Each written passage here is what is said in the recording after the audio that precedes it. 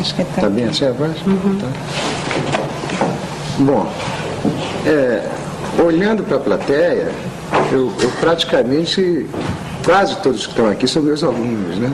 São muito poucos que não são meus alunos. E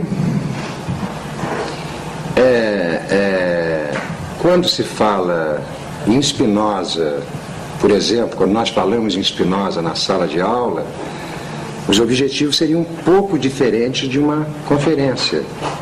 Porque numa sala de aula a gente faz um longo percurso, né? Faz ter grandes investigações até chegar a alguma coisa. Agora, em termos de conferência, eu não tenho outro modo, né, de que, se não escolher um certo tema, eu vou escolher dois, vou tentar passar dois temas, e reduzir e tornar o mais claro possível para que se possa entender. Então, o que eu vou fazer? Eu vou pensar Spinoza e a sua questão de liberdade e servidão. Spinoza e a questão da liberdade, Spinoza e a questão da natureza. E, de outro lado, se der tempo para isso, eu pensaria Spinoza e a questão da filosofia da ciência, Spinoza e a arte, Spinoza e a literatura, Spinoza e a biologia, mas isso eu não sei se dará tempo, né? Vou tentar. Então, vamos lá. A questão da liberdade e a questão da servidão é um dos temas centrais da obra do Spinoza. De um lado central e de outro lado surpreendente, porque quando Spinoza pensa a questão da liberdade, ele não se articula com nenhuma das filosofias ocidentais. O Spinoza, ao pensar a liberdade, ele está se opondo a todos os temas tradicionais que nos acompanham quando nós pensamos essa questão. A liberdade para Spinoza, ela é praticamente uma grande surpresa para o historiador de filosofia. Porque nós, da filosofia, quando estudamos esse problema da liberdade, costumamos articular essa noção com liberdade nos gregos, aí nós vamos para Platão, vamos até Aristóteles, muito pouco. E quando nós passamos para a modernidade, nós sempre nos situamos no Kant. E é exatamente essas duas linhas de pensamento, tanto a platônica de um lado como a linha kantiana, é que o Spinoza vai se opor com grande violência, viu? Grande violência no sentido de que ele considera as leituras kantianas e a leitura, não digo platônica, mas digamos sim, platônica, como verdadeiros contrassensos em termos de liberdade. Então vamos lá, certo? Vou tentar começar a pensar essa questão da liberdade e vocês começarem a verificar como é difícil pensar isso em linhas espinosistas. O que o Spinoza diz? A obra do Spinoza eu vou dividir em duas. Digamos que de um lado o Spinoza pensa Deus. De um lado ele pensa Deus. De outro lado ele pensa os homens. Não seria exatamente os homens, é uma redução. Ele pensa Deus de um lado e pensa os homens de outro lado. Na hora que o Spinoza pensa Deus, ele vai romper com a teologia tradicional, dizendo-se que a teologia tradicional, ao pensar Deus, pensa um Deus transcendente, pensa um Deus que está além da natureza, pensa um Deus criador, e o Spinoza, ao pensar Deus, identifica Deus à natureza. Ou seja, Deus e natureza, para Spinoza, seria a mesma coisa. Em linguagem moderna, o Spinoza está abandonando a trilha da criação e passando por uma trilha da produção. Deus, para Spinoza, é produtivo. Deus não é criador. Mas produtivo em que sentido? É porque o Spinoza fez essa identificação entre Deus e natureza. Então, Deus, para ele, ou natureza, para ele, é aquilo que produz. Produz o quê? Produz tudo que existe. Então, Spinoza, estou fazendo a linguagem mais fácil para vocês entenderem. O Spinoza, então, diz que existe uma natureza, que ele chama de natura naturante, que é Deus, que é a produção de tudo que existe aqui. E esse Deus, para ele identifica a atividade. O que ele está fazendo? Muito originalmente. O Spinoza está preocupado com o problema da liberdade e, ao se preocupar com o problema da liberdade, ele liga a ideia de liberdade à ideia de causa. Então ele faz uma ligação, identificando liberdade à causa. E diz que Deus é uma causa ativa. E Deus, ao ser uma causa ativa, Deus seria livre. Livre por quê? Porque para Spinoza, a liberdade se opõe a constrangimento. É livre todo ser que não é constrangido ao fazer a sua produção. Então, para ele, Deus ou a natureza, no ato produtivo, não teria sobre si nenhum constrangimento e, por isso, seria livre. Então, veja, a definição negativa que o Spinoza está dando, ele está dizendo que a liberdade se explica pela ausência de constrangimento, ou seja, Deus é livre porque não é constrangido por nada. A ação divina não implica, não há possibilidade de Deus ser constrangido no seu ato produtivo, por isso ele identifica a Deus, a causa ativa, a liberdade, a ausência de constrangimento. Mas, quando nós passamos para os homens, o que nós vamos encontrar? Os homens entre eles, ou os homens entre as coisas, necessariamente os homens são constrangidos por forças externas a eles. Os homens não seriam como Deus, não teriam a possibilidade, como Deus tem, de agir sem que houvesse sobre eles forças externas, forças que os constrangessem. Então, quando Spinoza começa a falar em termos de liberdade e liga essa ideia de liberdade ao homem, o que nós vemos de imediato é que, ao que parece, não há possibilidade de os homens serem livres. Por quê? Porque os homens, eles estariam necessariamente se confrontando com forças que vêm de fora. O que significa isso? O Spinoza aqui faz uma prática muito bonita, dizendo que todos os seres que existem são dotados de ação e de paixão. Os homens, eles não poderiam ser ativos, porque as forças que vêm de fora é que viriam constituí-lo.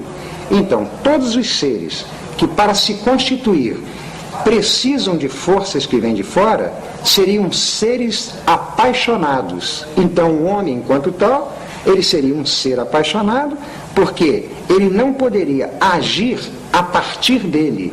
Ele necessitaria de forças que vêm de fora, que iriam constituí-lo. Então, nessa posição inicial, o homem sendo tomado como um corpo apaixonado, como aquele que se constitui por forças que vêm de fora, implicaria em dizer que o homem estaria prisioneiro da servidão. Por quê? Porque o Spinoza colocou que a liberdade é igual à causa ativa. Liberdade é igual à efetuação de natureza. É livre aquele ser que, ao agir, ele efetua a sua natureza. E os homens, como estão em confronto com outros homens, em confronto com outras coisas, eles não poderiam efetuar as suas naturezas, porque as forças que vêm de fora os constrangeriam. Vamos fazer uma imagem. Vamos pensar exatamente o que o Spinoza está dizendo dos homens. Os homens seriam como um grande oceano, um enorme oceano, cercado por ventos contrários. E esses ventos contrários, nos seus movimentos violentos, produziriam as ondas. Essas ondas que emergeriam no grande oceano não seriam produtos do próprio oceano, mas seriam produto dos ventos contrários que se encontram. Então o homem seria como esse grande oceano. Ele estaria exposto à força dos ventos contrários. E se ele está exposto às forças dos ventos contrários, ele estaria na servidão. Então toda a questão do Spinoza é, encontrando a natureza humana nesse universo em que as forças contrárias não param de passar sobre ele, toda a questão do Spinoza é investigar se o homem, em alguma situação, ele pode ser livre. Ser livre seria o quê? Ser a causa ativa das suas próprias ações. Foi bem? Não para meus alunos, não, para quem não é meu aluno. Se foi claro. Foi claro? tá? Porque vou me sustentar nisso para seguir, viu? Então, resumindo, Deus é livre, porque nada o constrange. Os homens, pelo menos nesse espaço que eu estou colocando para vocês, nesse momento, ao homem estaria impedida a liberdade. Por quê? Porque necessariamente os homens se defrontariam com forças que vêm de fora. E essas forças que vêm de fora o constrangeriam. Então, para Spinoza, toda a questão dele é verificar se o homem pode ter a sua vida produzida por forças que vêm de dentro. Essas forças que vêm de dentro seriam as forças ou as causas livres que gerariam a liberdade. Essas forças que vêm de dentro, conforme o Spinoza está colocando, numa linguagem mais apropriada para o nosso século, e uns 200 anos depois, é o que Nietzsche chama de vontade de potência. Mesma coisa. Então, Spinoza está dizendo que a liberdade só se dá se forças que vier de dentro constituírem a sua vida. Ponto. Agora eu abandono esse campo da liberdade e passo rapidamente para um campo epistemológico. Passo por uma prática de epistemologia espinosista para poder fazer a ligação com isso daqui, para vocês poderem entender e perguntarem. Viu? O Spinoza então colocou essa questão da liberdade. Só há liberdade se a sua vida for produzida por você mesmo. Agora, veja bem, a liberdade para ele seria aquele que pode efetuar a sua natureza. Aquele que não pode efetuar a sua própria natureza, em razão de forças que vêm de fora, esse está na servidão. Em seguida, rapidamente, a epistemologia espinosista. O que diz Spinoza? Ele fala na existência de 3 gêneros do conhecimento.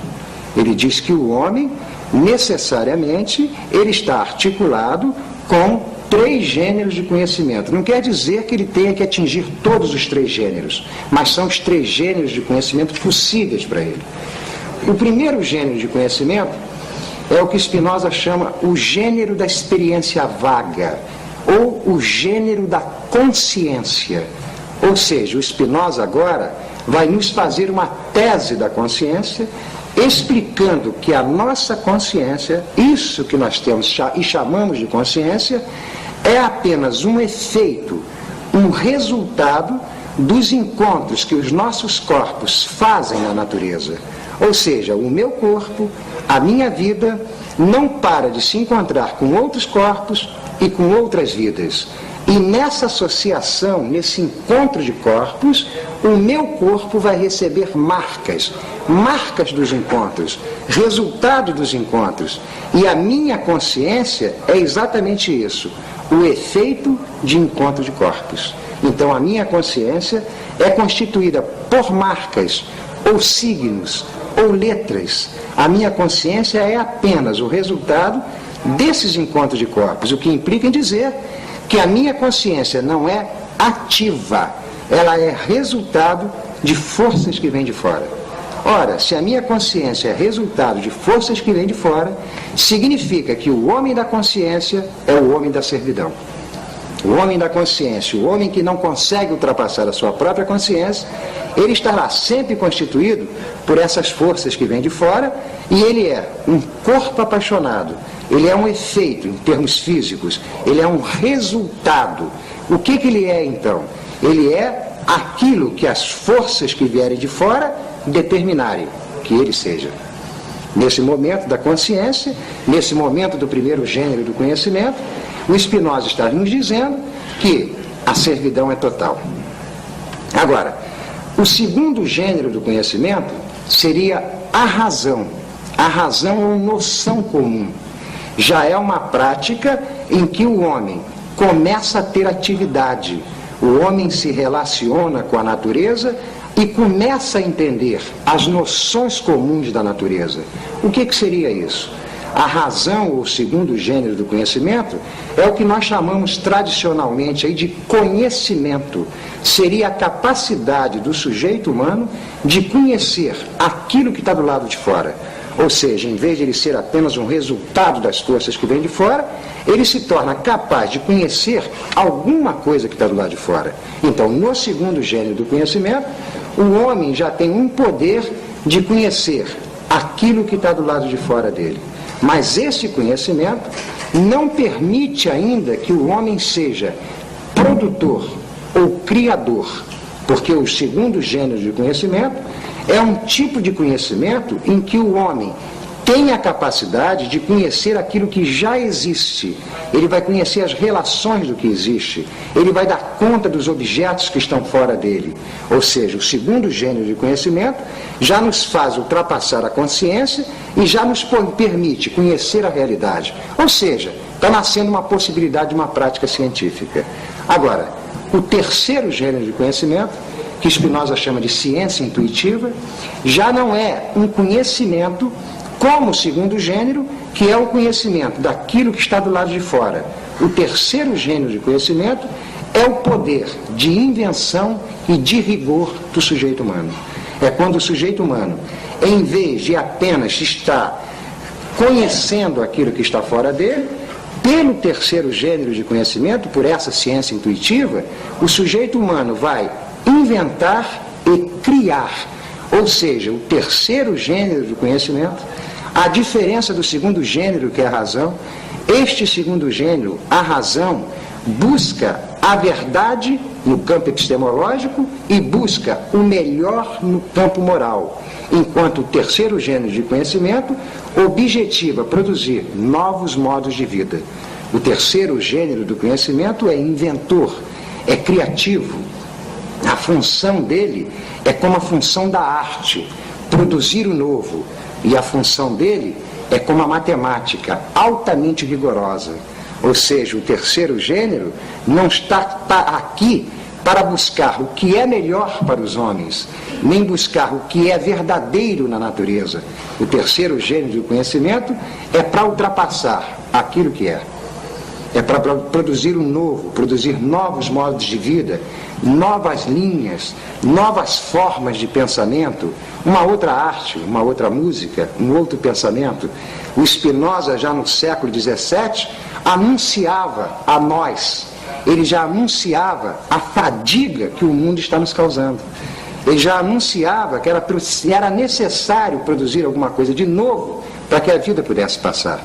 Então, nesse terceiro gênero de conhecimento, conforme Spinoza está colocando, é que eu vou articular esse terceiro gênero de conhecimento, que é o poder da invenção, que é aquilo que Nietzsche, por exemplo, chama de pensamento, aquilo que o Foucault, o Deleuze chamam de pensamento, que é a ciência intuitiva espinosista, que é o poder de produzir novos modos de vida, produzir outra maneira de existir, não é? Esse terceiro gênero de conhecimento é que vai se ligar com a questão da liberdade. Então eu acho que agora eu começo a aula, certo? Acho que eu montei e dou início aqui, né, a todo o tema que eu queria colocar. Liberdade e pensamento. É a grande questão do Spinoza. Quando eu coloco isso, mostra que o que Spinoza está objetivando é a produção de um tipo de vida que vai obter a liberdade, mas vai obter essa liberdade através da força maior da vida. A força maior da vida é o pensamento. Então, liberdade e pensamento para Spinoza vão se articular. Eu agora faço o quê? Para poder, dentro dessas dificuldades de apresentar um pensador como Spinoza numa conferência, eu vou pegar espinosistas. Entendeu? Vou pegar espinosistas e vou falar dos espinosistas porque é como se falasse do Spinoza. Por que é como se falasse do Spinoza? Porque o Spinoza é um pensador do devir, é um pensador do processo. Ele não existe de modo nenhum uma obra do Spinoza. O que existe são os processos espinosistas. O que existe são aqueles pensadores que se articularam com Spinoza e fizeram a obra dele passar. Aliás, nós não podemos pensar nenhuma obra que não seja assim.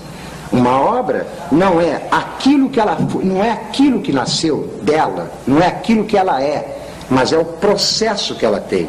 Ou seja, que autores, que pensadores se articularam com Spinoza? Quem se ligou com Spinoza? E nessa ligação que foi feita com Spinoza, que pensamentos e que novos modos de vida nasceram para nós? Porque se não nasceram novos modos de vida, ou se novas linhas de pensamento não passaram, não foi articulação com Spinoza, certo? Pelo menos não foi uma articulação com Spinoza no terceiro gênero do conhecimento. Porque para fazer articulação com Spinoza, nesse terceiro gênero do conhecimento, é necessariamente onde você vai verificar as passagens de pensamento inteiramente novos na nossa história. Claro? Bom, primeiro deles, Michel Foucault, certo? Segundo dele, eu não sei se eu conseguirei passar muito ele. É um pensador de história natural chamado Saint-Hilaire, que provavelmente vocês terão uma surpresa, ele é muito mais bonito que o Michel Foucault, viu? E o terceiro dele é aquele com que eu faço os meus devires, é o Gilles Deleuze. Então eu vou tentar apresentar esses três pensadores muito resumidamente para mostrar o que é pensamento e liberdade para esse autor. Muito bem. O Michel Foucault tem uma grande obra, uma longa obra, né? Aliás, muito combatida, muito criticada, aliás, tolamente criticada, sempre muito mal pensado, Foucault, porque sempre pensam Foucault como um homem do segundo gênero do conhecimento, ele é um do terceiro gênero do conhecimento. Aí as pessoas confundem muito o que Foucault está fazendo. Mas o Foucault, no final da vida dele, ele começa a se preocupar com a Grécia. Ele vai se preocupar inteiramente com a Grécia, abandona os chamados século XVII, XIX, ou mesmo século XX, que foram os investimentos iniciais dele, e vai investir na Grécia. Ora, quando nós vemos um filósofo do século XX, nesse século tão atordoante dos fracassos das revoluções, etc., atordoante para nós aqui, vemos um Foucault retornar à Grécia, às Grécias do 5 e do 4, a impressão que nós temos é que Foucault abandonou o campo de batalha e se encaminhou para as curiosidades. Mas não é nada disso. O Foucault, ao se dirigir ao século IV e ao século V para fazer o seu investimento teórico, ele é exatamente um espinosista. Ele está se dirigindo para ali porque a partir dali ele vai trazer alguma coisa de novo para nós. Certo? E quando ele faz esse investimento, o que o Foucault vai descobrir na existência da Grécia? O que ele vai descobrir de original nos gregos? É que o grego traria uma questão que esses grandes pensadores de Grécia, esses grandes helenistas que nós temos, grandes sem dúvida nenhuma, que vai do Vernão, Victor Goldschmidt, todo esse grande grupo de helenistas que nós temos, ninguém tinha visto isso. Foucault começa a verificar que o grego vai trazer um processo de vida altamente original, que é a preocupação de produzir uma vida livre. Estranho isso, estranho.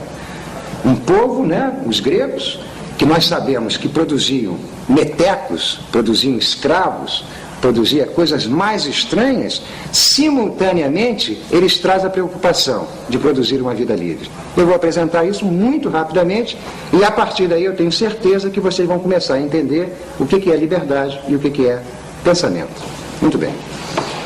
O grego, ele tem duas práticas dentro da existência dele. O grego que eu estou falando é o cidadão grego. Ele tem duas práticas na vida dele que são muito evidentes. Qualquer historiador de Grécia nos ensina isso. O grego se preocupa em administrar a sua cidade. Ele se preocupa em produzir as leis. Aí ele inventa a palavra diálogo, aí ele começa a constituir a lei na ágora, certo? Ele começa a organizar o seu campo político, ele mesmo produzindo as suas leis. Quer dizer, o grego começou a tornar a lei produto das práticas dos corpos, né? As suas próprias vidas, suas próprias relações, produzindo as leis da cidade. Então o grego é um homem que se entende como dotado de um grande poder. Qual poder? O poder de produzir a organização política da sua cidade. Em segundo lugar, o grego acha e executa o poder de administrar a economia da sua cidade. A economia vem da palavra oikos, que é casa, né? Então ele tem essa preocupação de produzir a economia da sua cidade. Então o grego traz dois problemas com ele. Quais problemas? Ele traz o problema de ser aquele que tem o poder de administrar a sua cidade e aquele que tem o poder de administrar a economia da sua cidade. E ele pensa, o grego, Como eu poderei ter poder sobre a cidade ou ter poder sobre a casa se eu não tiver, em primeiro lugar, poder sobre mim mesmo? Né? Então o grego, ao fazer essa prática de poder sobre a cidade, poder sobre a economia, ele libera uma terceira questão, que é o poder sobre si próprio. E ao levantar essa questão de poder sobre si próprio, é exatamente o momento que ele está levantando a questão da liberdade do pensamento. Por quê?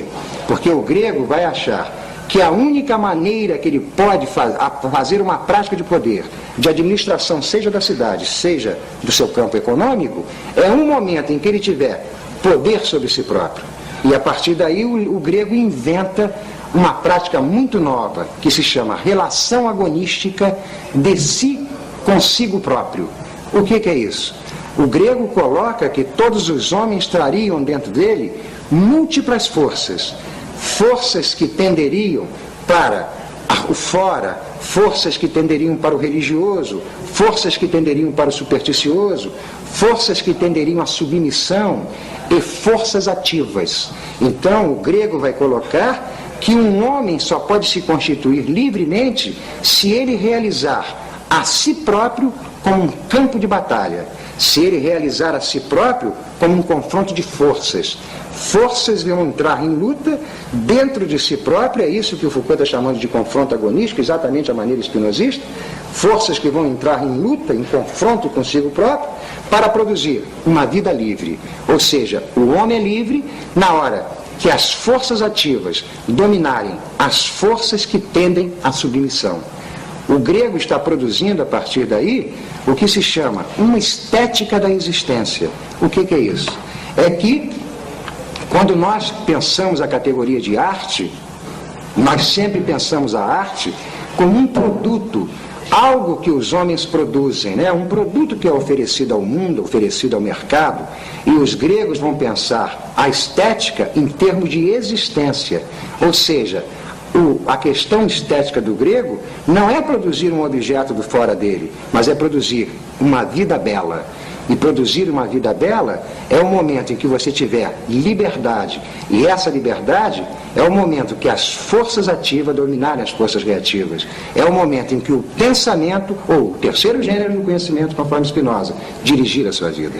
Então o grego se preocupa em produzir essa estética de existência, essa vida superior, essa vida livre, porque para ele a liberdade só é conseguida no momento em que quem dirige a sua vida é você mesmo. Ou seja, o grego está dizendo que só há liberdade quando a causa da minha existência vier de dentro de mim. Claro aqui? Foi bem aqui? Está sempre aberto para pergunta, viu? Pronto aqui, não posso ir mais aqui. Certo? Não posso ir mais aqui. E essa é a relação Foucault-Spinoza, relação pensamento-liberdade, né, que aparece na obra do Foucault, e é muito nítido, vocês lendo, vocês vão ver que há toda uma inspiração espinosista, e essa inspiração espinosista que passa por Foucault, evidentemente modifica as nossas metodologias, nossos instrumentos epistemológicos, nos permite a construção de novos conceitos teóricos, ou seja, o pensamento começa a se movimentar por linhas que não eram fechadas, eram linhas que nunca tinham aparecido.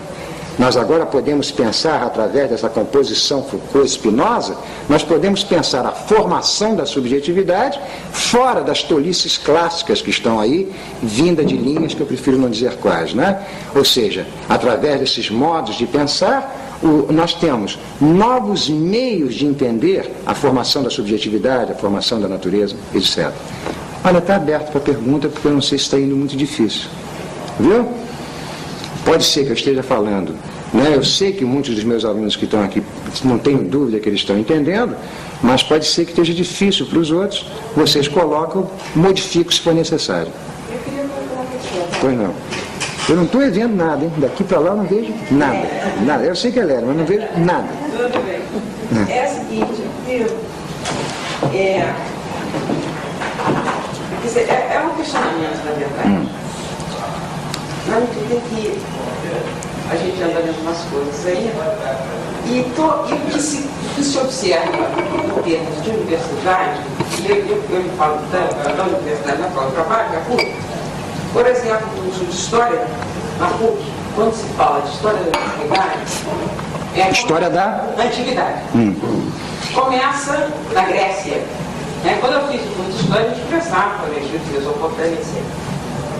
E eu estou, nesse momento, trabalhando com um determinado autor, que se chama Martin Bernal, em que ele chama a atenção para o seguinte aspecto: para a construção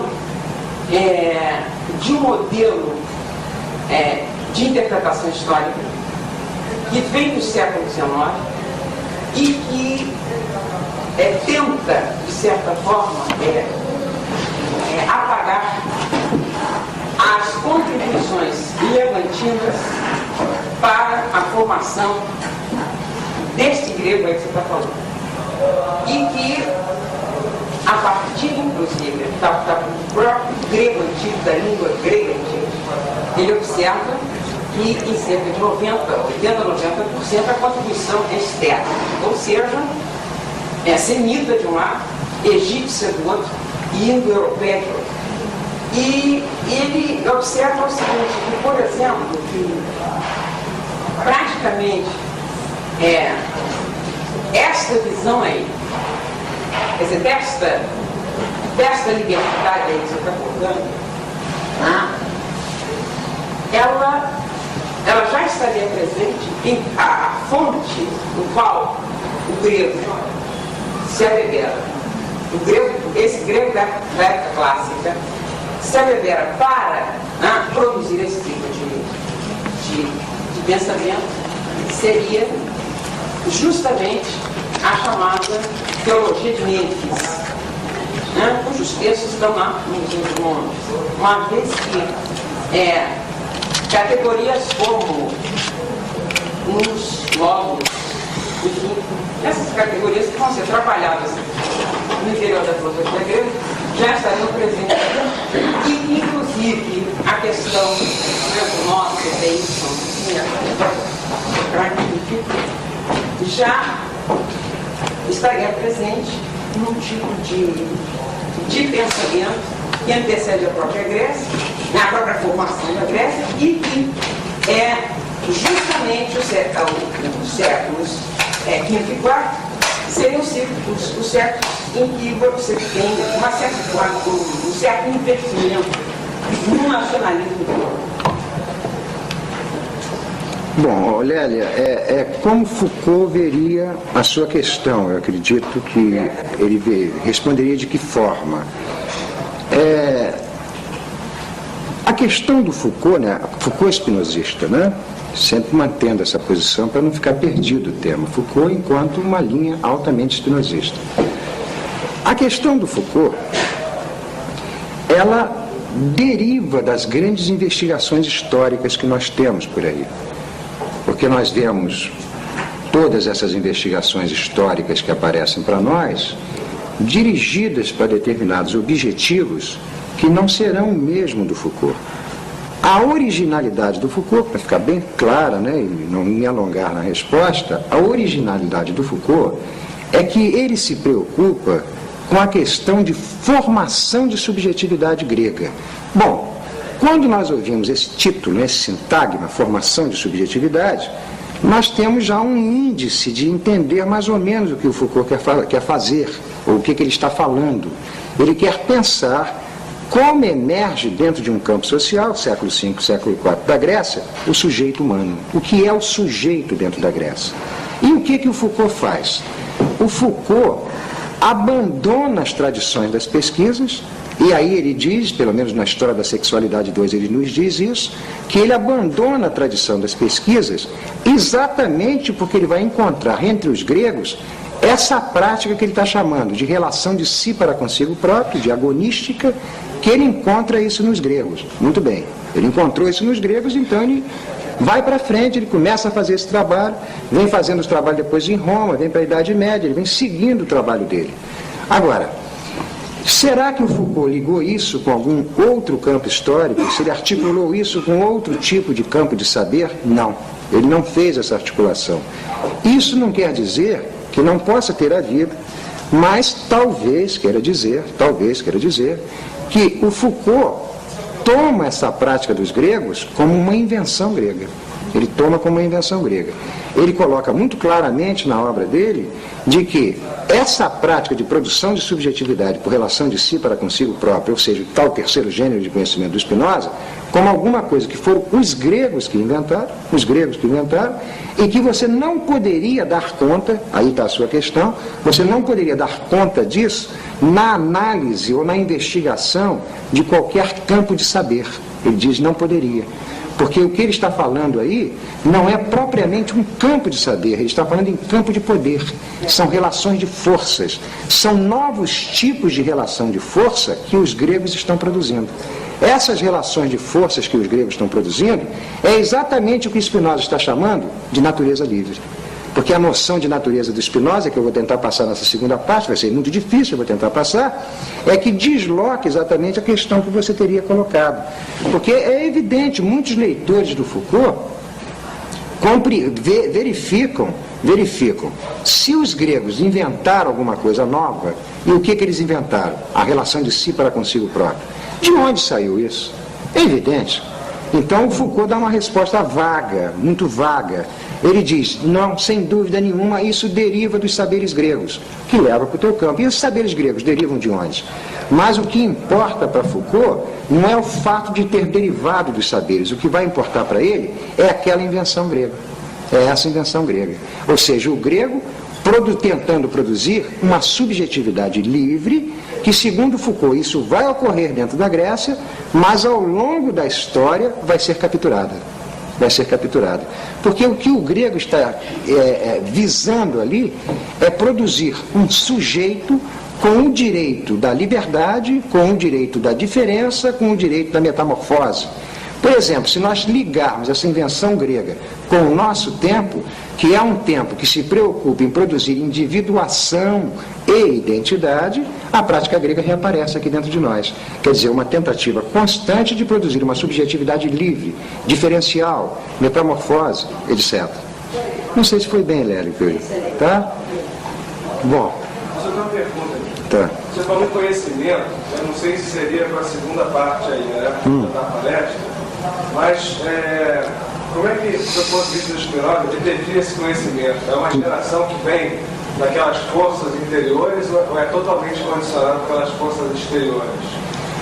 Quando eu coloquei a questão do conhecimento, eu coloquei o primeiro gênero, né, que eu identifiquei a consciência.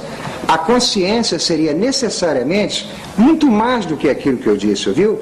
A consciência seria determinada por forças que vêm de fora. Como é que Spinoza explica isso? Ele explica da seguinte forma. Nós somos um corpo. Eu vou reduzir o máximo para fazer bem claro, viu? Nós somos um corpo e somos cercados por multidão de corpos.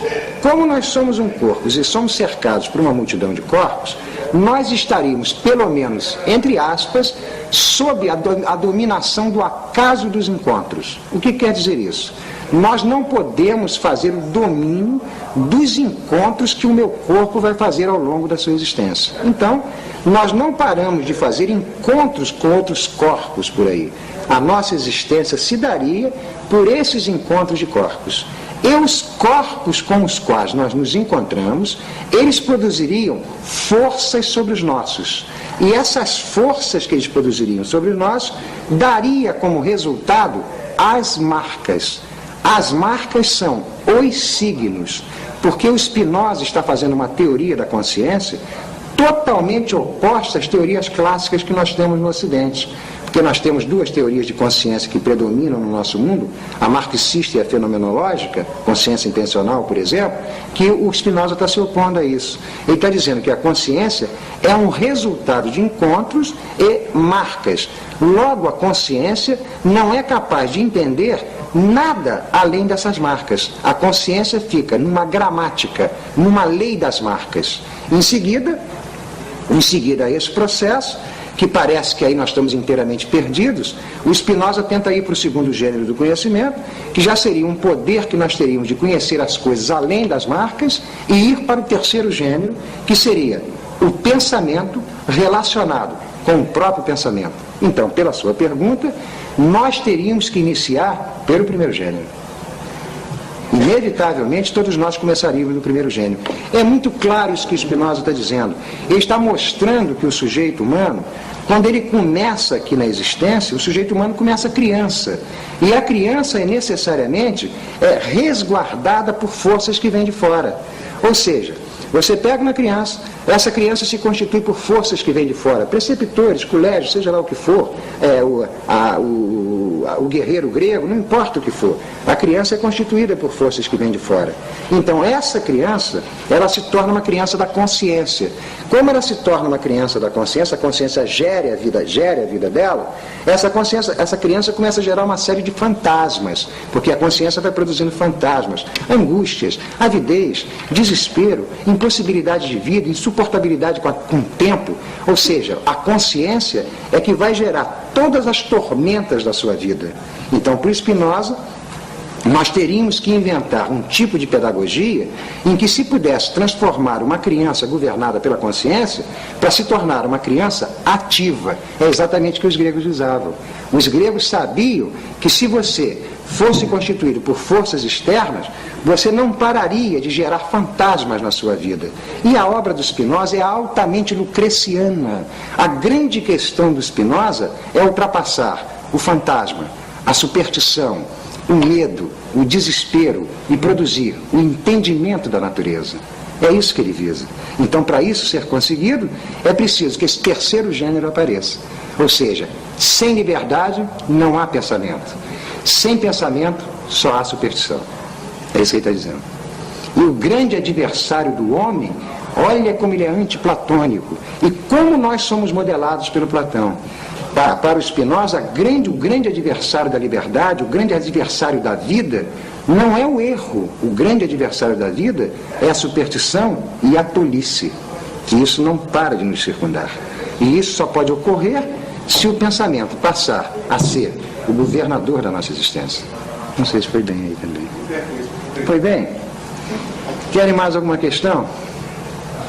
Porque é esse terceiro tema daqui, que são realmente os meus grandes investimentos atuais, pelo menos, é biologia, é física, é matemática, por onde eu estou indo, né? Por onde eu me apaixono atualmente, é por isso. Então esse terceiro movimento daqui, ele se torna um pouco mais difícil, em sentido de que são coisas que a gente atravessa em percurso de aula, né? Grandes movimentos de aula. Eu faço as coisas mais incríveis, eu dou aulas aqui, eu tenho vários alunos meus, que eu dou aula, inclusive sem citar o Spinoza, trabalho no Pierre Clastres, trabalho no Gordon Childe, tudo para puxar um Spinoza lá na frente, né? Visando puxar ele. Então, nesse terceiro gênero do conhecimento, nessa questão do Spinoza e o terceiro gênero do conhecimento, Spinoza e a natureza, o Spinoza vai romper literalmente, com toda a tradição do pensamento de natureza que nós temos no Ocidente. Vai romper literalmente. Porque para Spinoza, a natureza não se explicaria por esses modelos que nós temos. A natureza, para Spinoza, é alguma coisa, vou chamar, do que os medievais chamam de singularidade, força das singularidades. Ou seja, para o Spinoza, se você quiser entender a natureza, em coisa muito diminuída, viu? Se você quiser entender a natureza, não leve o seu discurso, não leve a sua prática semiótica para querer dar conta da natureza, procurando encontrar os significados da natureza. Por quê? Porque a natureza não tem nenhum significado. A natureza é um campo de força, é um campo de passagem, é um campo de devenires, é um processo, é um confronto. Ou seja, o que nós nos equivocamos ao pensar a natureza é que nós jogamos semióticas da significação. Nós tentamos dar conta da natureza querendo dar-lhes significados. E dar significados à natureza é uma prática da consciência. Você, para entender o campo da natureza, o que você teria que fazer é pensá-la como sendo força, relação de força, poder, certo? Ou seja, você passa de uma semiologia clássica que você tem por aí para uma semiótica das forças, uma semiótica da intensidade. É isso que o Spinoza está pensando em termos de pensamento. Então, o pensamento não é mais aquele que vai buscar significar a natureza. Por quê? Porque essa natureza não tem significação nenhuma. Então ele vai ter que ultrapassar as linhas das significações clássicas e produzir um tipo de natureza completamente diferente, em termos de forças e de busca de liberdade. Foi bem aqui? Está aberto para perguntas, já viu? E qualquer pergunta eu tento agora melhorar o máximo que puder. O máximo que puder. Eu tenho uma pergunta. A investigação científica, como é que entra nisso? Você veja aqui, investigação científica. Quando você fala em investigação científica, não é dizer que Spinoza não é um pensador das ciências, ele é um terrível pensador das ciências.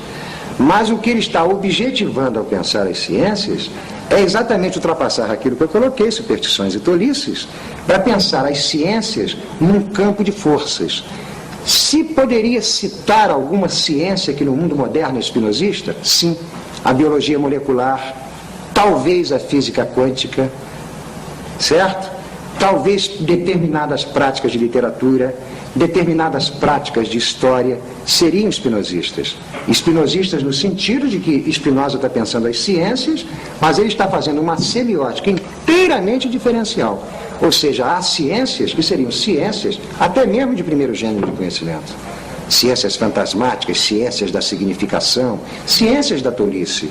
E o Spinoza tentando passar um campo científico em que as questões são completamente diferentes. O exemplo que eu dei de biologia molecular não é um exemplo geral, mas você teria determinados autores que sem dúvida nenhuma são espinosistas, Jacob, etc., né? Jacob, Saint-Hilaire, que são pensadores que ao pensar a matéria viva, ao pensar o ser vivo, eles puxam novas linhas de pensamento.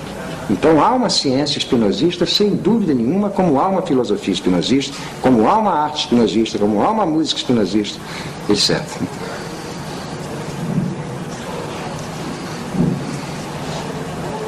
Sigo mais?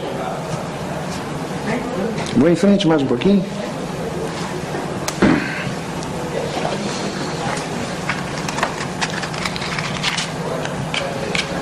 Quando se fala em Spinoza, numa conferência, e Spinoza trazendo essas questões todas que ele traz, né, aquele que vem participar da conferência, começa a se surpreender muito, porque o Spinoza vai trazer todo um trabalho em cima de epistemologia, toda uma linguagem epistemológica, né, terrível, muito puxada, e mais, né, que aqui eu nem apliquei, toda uma linguagem medieval retorna no Spinoza. Ou seja, para a gente fazer um grande investimento espinosista, nós temos que dar conta da linguagem medieval, ver as reapropriações que ele faz. Então é muito difícil sempre para passar para um auditório exatamente o que o Spinoza está passando. Então o que eu procuro fazer é não diminuir a intensidade. Não diminuo a intensidade do pensamento do Spinoza, mas eu procuro fugir dos operadores clássicos que ele utiliza. Eu procuro usar coisas mais simples. Não que isso diminua o pensamento dele, continua a mesma coisa, mas não são os operadores que ele está usando, certo? Então, quando vocês lerem Spinoza, vocês resolverem fazer investigação em Spinoza, vocês vão verificar que a terminologia, os operadores teóricos que ele usa, são muito difíceis porque eles são muito clássicos. É essência, é existência, é forma, é distinção formal, distinção de razão. São essas categorias que ele usa. Isso talvez dificulte muito uma pessoa que nunca ouviu Spinoza e espera de Spinoza uma linguagem comum. Não é. Mas, sobretudo, isso vem a reformular a questão da filosofia no século XX. Porque nós sabemos o que se passa com a filosofia, né? A filosofia, afora Deleuze, Foucault e essa linha de Frankfurt alemã, ela está completamente desprestigiada. A filosofia passou a ser serviçal das histórias, serviçal das ciências. O que o Spinoza, ou o Nietzsche, ou o Deleuze, o que eles estão fazendo é recolocando a filosofia no seu lugar. Ou seja, a filosofia é exatamente o terceiro gênero do conhecimento. É pela filosofia, com a filosofia, que nós fazemos as maiores associações com a natureza. É com ela que nós aprendemos que a natureza não é, atenção, nosso mestre, ela é nossa aliada. Nós aprendemos que fazendo alianças com a natureza, a nossa vida vai se engrandecer. Ou seja, a filosofia se torna, de um lado, uma epistemologia, mas, sobretudo, uma ética. Daí o nome ética da obra dele.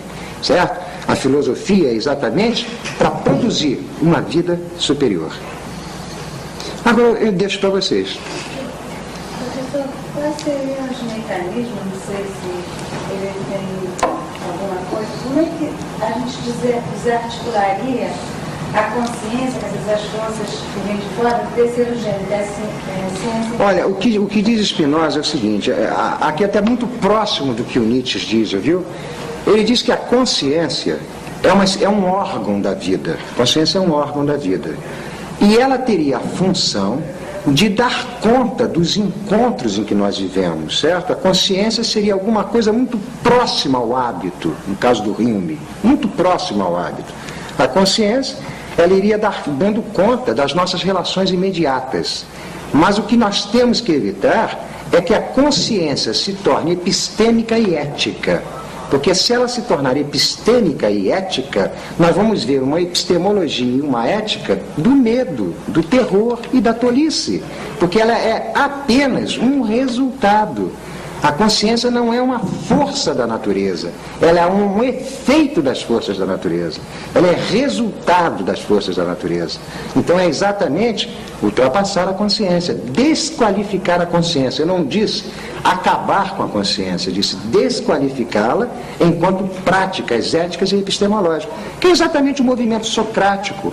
Porque quando você lê a história da filosofia, você verifica que o que o Sócrates vai fazer é transformar a consciência como o nosso centro de saber. Ele transforma como centro de saber e o Ocidente vai seguir essa trilha. O que o Spinoza está fazendo é desqualificando a consciência. Ou seja, não é melhorar a consciência, é desqualificá-la enquanto poder, que ela não tem nenhum, de nos conduzir para uma vida superior. Sempre que nós formos regidos por elas, nós estaremos fantasmatizados. Paulo, por exemplo, depois você vê a psicanálise no sentido lacaniano, tá? Articulada com você. Por exemplo, quando nós lemos Lacan, ou quando nós lemos uma obra de dois espinosistas, Deleuze e Guattari, o Antiédipo, nós temos uma surpresa imediata. Inicialmente, não há dúvida nenhuma que Lacan é um grande pensador, não há dúvida nenhuma, que vai nos deixar muitas coisas, tá, para os outros séculos, não há dúvida nenhuma. Mas, quando nós lemos Lacan, a obra do Lacan, que está pensando o quê? Está pensando a herança do Freud, o inconsciente. E quando vemos o Deleuze e Guattari no Antiédipo e no Mille Platô pensando a mesma coisa, o inconsciente, nós temos a maior surpresa. A maior surpresa.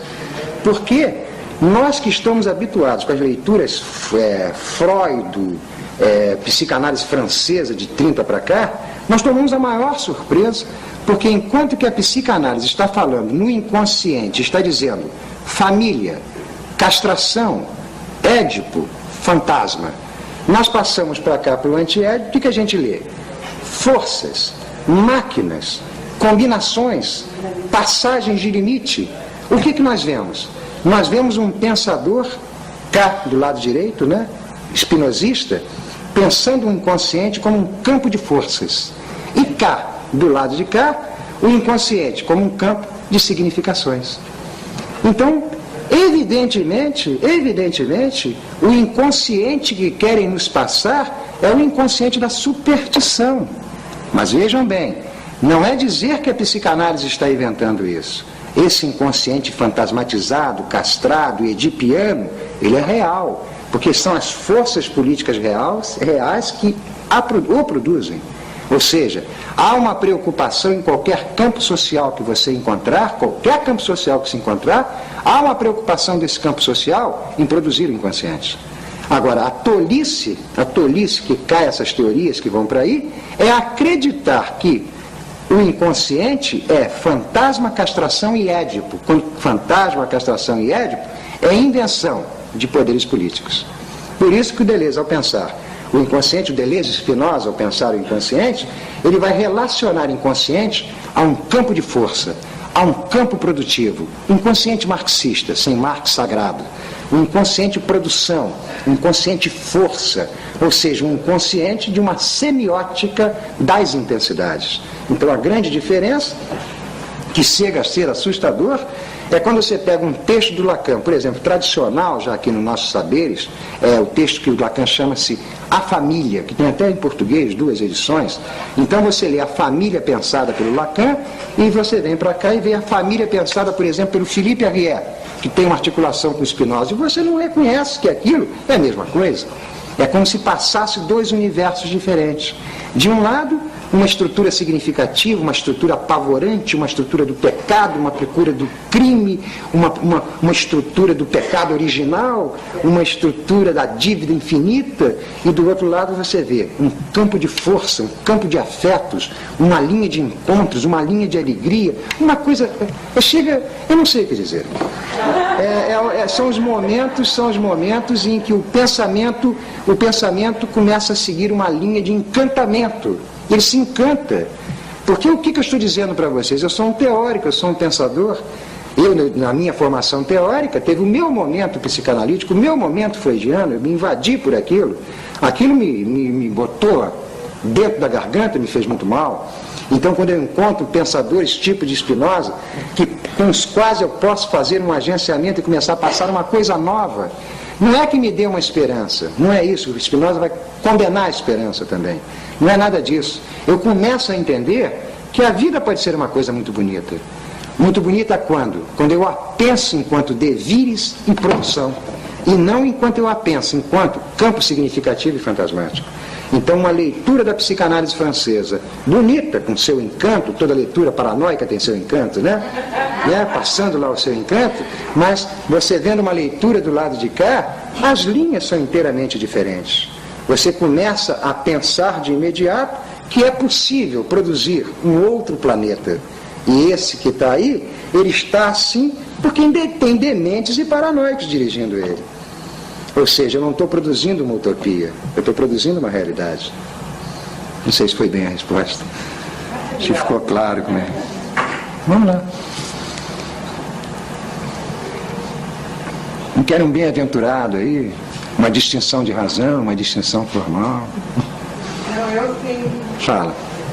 Entendo o que você está dizendo, e aliás conheço o seu pensamento, mas sempre me pergunto como é que faria o homem para pensar dentro do terceiro gênero, se ele está marcado, se ele tem as marcas, como escapar das marcas? Olha, aqui vai passar alguma coisa que a Nelly estava falando do Fassbinder, né? Lá fora, né? Que o Fassbinder assusta um pouco ela, né? Fassbinder vocês sabem quem é, né?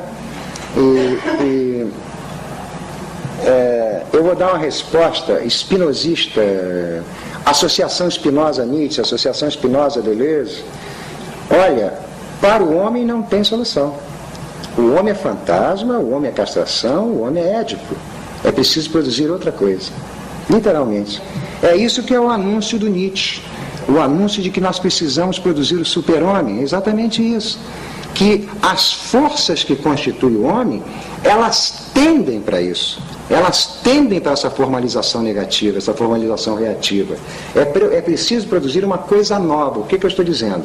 Eu estou dizendo que todos os agenciamentos que foram feitos ao longo da história, e os agenciamentos que o homem fez ao longo da história, de um lado foi com a religião, de um lado com a superstição, de outro com a autoridade, de outra com o tirano, de outra com Deus. Esses agenciamentos começaram a desaparecer a partir do século XIX, onde se diz, Deus morreu, a morte de Deus, o nascimento do homem. Mas o homem, quando vem substituir Deus, que um Feuerbach dá um grito de alegria, o Nietzsche nos mostra com muita clareza que era preferível que Deus continuasse aqui.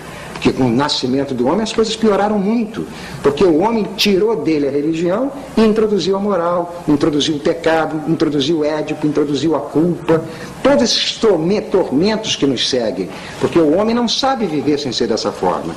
Então, essa tese, para você entender, é necessário que alguma coisa fique para trás. O que tem que ficar para trás é exatamente o homem. O que eu estou dizendo é o seguinte: as relações que as nossas vidas fazem tem que ser com novos tipos de relação. Por exemplo, é muito surpreendente o que eu vou dizer. a relação que nós fazemos com as máquinas no mundo moderno, certo? A relação que a gente faz, não só com as máquinas enquanto máquinas de terceira geração, mas as máquinas semióticas, a matemática, a biologia, novos tipos de relação para criar novos tipos de vida, outras crenças, outras forças. E você encontra os pensadores espinosistas que são difíceis de serem lidos porque eles estão passando exatamente isso. Por exemplo, William Burroughs, não sei se vocês conhecem um trabalho dele que se chama O Almoço Nu, que é um trabalho em cima da questão da droga.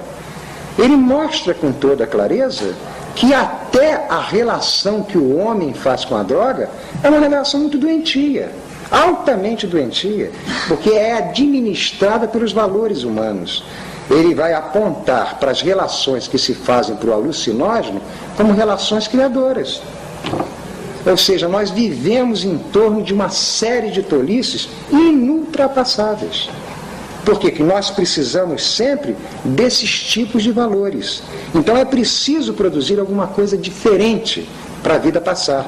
Uma coisa diferente na música, na arte plástica, na filosofia, na ciência, ou até, como dizem alguns alunos meus paulistas, na ternura, no amor. Produzir um outro tipo de amor, porque esse já não serve mais. Por que não serve mais? Pegando um espinosista do princípio do século, René Nelly, por que esse não serve mais? Porque o amor que nós passamos é um amor de dominação, um amor de opressão, em que os casais se constituem sempre sob o regime da propriedade privada, ou seja, não há afeto, não há constituição de territórios de criação, territórios de produção. A vida sempre perde quando ela entra nesses campos da significação. Não há como ela escapar disso. Ou o que Spinoza está dizendo é que durante séculos nós entregamos a vida de um lado a Deus, de outro lado a moral. Vamos libertá-la disso. Vamos entregar a vida às suas próprias forças. Está aberto. Não sei se foi. Saint-Hilaire, o problema do Saint-Hilaire é porque eu tinha me proposto a falar pelo Saint-Hilaire, mas eu fiquei um pouco receioso, sabe, Lélia? Pela grande dificuldade que vai trazer, mas eu vou dar um pequeno toque no Saint-Hilaire, um pequeno toque. O Saint-Hilaire vamos chamar ele de historiador da natureza, historiador do vivo. É alguém que faz uma história do vivo. E no século XIX, o Saint-Hilaire começa a pensar a vida. Ele começa a pensar a vida. E de outro lado está pensando a vida o famoso Barão de Cuvier. São esses dois pensadores da vida que estão passando ali. E o Barão de Cuvier vai pensar a vida em termos de gênero, espécies, formas sensíveis, órgãos, função de órgãos, posição relativa dos órgãos, etc. E o Saint-Hilaire, quando vai pensar a vida, ele começa a liberar uma categoria muito estranha chamada anatômico. Não tem nada a ver com o anatômico da medicina, hein? Porque o anatômico aqui não é em relação à morte, é em relação à vida. Então ele começa a pensar uma categoria muito estranha chamada anatômico. Essa categoria chamada anatômico é que ele já não está pensando a vida em termos de órgãos, ele está pensando a vida em termos de uma matéria abstrata, de forças abstratas, forças afetivas que estariam por baixo dos órgãos e que seriam os verdadeiros construtores da vida. Um exemplo disso é o Artaud. O Artaud é um espinosista. Se vocês lerem a obra do Artaud, vocês vão verificar que o Artaud não para de dizer o tempo inteiro que a vida só começará a criar forças superiores na hora que ela abandonar a determinação dos órgãos. É exatamente o que o Saint-Hilaire está pensando. Ele está procurando entender a vida como forças microscópicas, que são forças que se confrontam, forças produtivas que estão produzindo tudo que está aí. Então, é só o que eu posso dizer, Lélia, senão ficará muito difícil. O que eu estou colocando do Saint-Hilaire, e isso já passa na biologia molecular, isso já passa em muitos campos de investigação. É o que se chama plano de natureza, plano de composição. Em termos filosóficos, é univocidade contra analogia. Certo? Meus alunos acho que já conhecem isso. é toda uma maneira de pensar a vida completamente diferente, sem modelos significativos, modelos orgânicos. A vida é um campo de forças, a vida é um campo abstrato de força. Atenção, a vida é um campo abstrato de força. É exatamente nesse lugar que o pensamento vai trabalhar. A consciência nunca poderá dar conta disso, porque a consciência vive na significação. O segundo gênero não pode dar conta disso, porque a questão do segundo gênero é a relação dos corpos. É o terceiro gênero, o pensamento, que vai pensar essas forças abstratas constituintes de tudo que está aqui. Então, Saint-Hilaire, que foi massacrado no tempo dele, né, pelo Cuvier e seus acéfalas, ele libera um tipo de pensamento sobre a vida, onde você não encontra fantasmas, almas, órgãos, todas essas tolices que nos cercam. Ele tenta produzir um entendimento sobre a vida inteiramente original. E é epistemologia, porque o pensamento do Saint-Hilaire, aí tem a obra do Perrier, né, nos mostrando isso, é uma coisa fantástica, já tomada pelo nosso momento atual. O Deleuze, quando pega essa questão, ele mostra que se nós seguirmos esses movimentos modernos da biologia, nós modificaríamos todo o entendimento que nós temos nas teorias das causas, nas teorias das composições, na teoria das formações sociais, na teoria do inconsciente. Tudo isso se modificaria se nós fizéssemos essa associação com Spinoza, pela via do terceiro gênero do conhecimento. Então, o que é Spinoza em linguagem, né, bem simples? O Spinoza é um pensador que pensa corpos. A questão dele são os corpos. O que são os corpos? Os corpos são aqueles que fazem encontros. Então, a vida de cada um de nós se explica pelos encontros que nós fazemos. Encontros que trazem composição e aumento de forças e encontros que decompõem. Isso seria a nossa existência. Ou seja, para Spinoza, toda a questão da vida se explica por encontros afetivos. Encontros afetivos implicam em dizer que cada um de nós geraria para a sua própria vida os territórios afetivos. A nossa vida passaria pelos territórios que nós construiríamos. As vidas que não são capazes de produzir os territórios de expansão, elas necessariamente se castrarão e se edipianizarão. O Spinoza é, de um lado, um epistemólogo, mas sem dúvida nenhuma, um libertário, né? Alguém que pensa a liberdade em alto nível. Porque nada para ele se conquistará nessa natureza se não houver liberdade. Ou seja, nada se conquistará se esse oceano, que é varrido pelos ventos contrários, não passar a produzir as suas próprias ondas. Pessoal, os grandes filósofos não têm consciência do mesmo modo? Não, eu disse que não. Eu disse que não. Você pega, por exemplo, a fenomenologia do Husserl, você pega o pensamento marxista, que não entenderá a consciência assim. Eu diria, por exemplo, o Bergson entende a consciência do mesmo modo. Entenderia do mesmo modo. A consciência é um resultado, é um efeito. Porque o que ele está dizendo, isso me parece uma coisa muito clara já no nosso tempo, né? Depois do Freud, né? Até tem Léria trabalha nessas questões. Freud, Marx, é famoso, né? Depois de Freud, Marx, Nietzsche, é famoso, né? Na filosofia. Nós não podemos pensar a consciência como ela era pensada antes. Há outras forças dentro de nós. Identificar a consciência como a comandante das nossas vidas já é muito difícil no nosso tempo. Muito difícil. Ainda que passe isso, ainda passa. Mas é difícil. É difícil. Hoje figuras muito novas, como inconsciente, desejos, conatos, etc., começam a aparecer.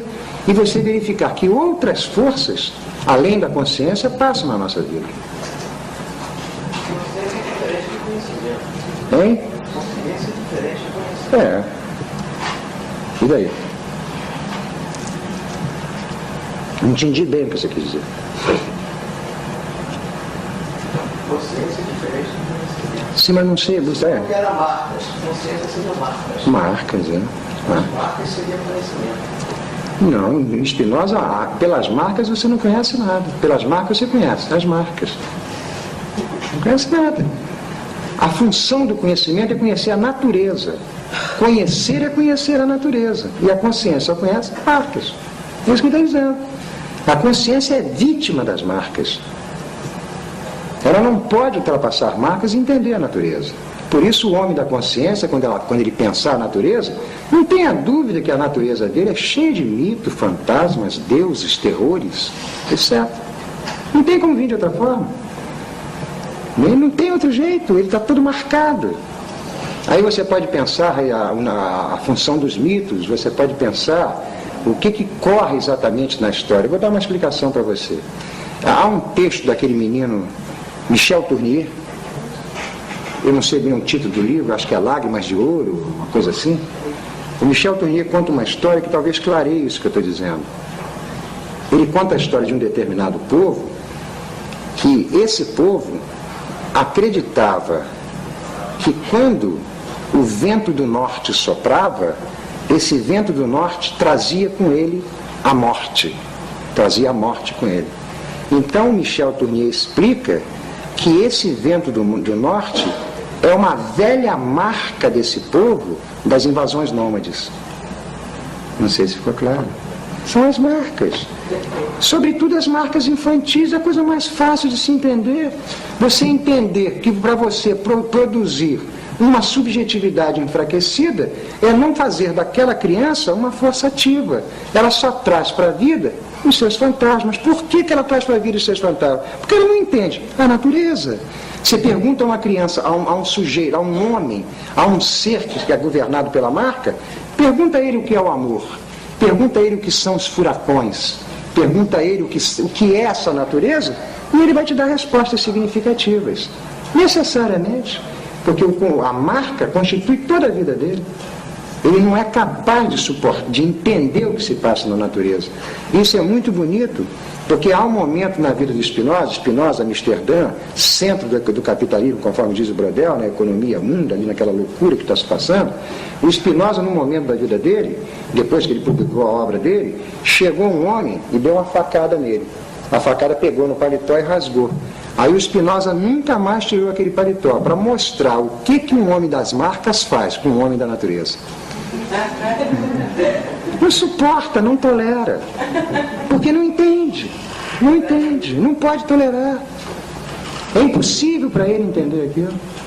Entender que a natureza são forças, e que a consciência é resultado disso. Não sei se foi clara a resposta.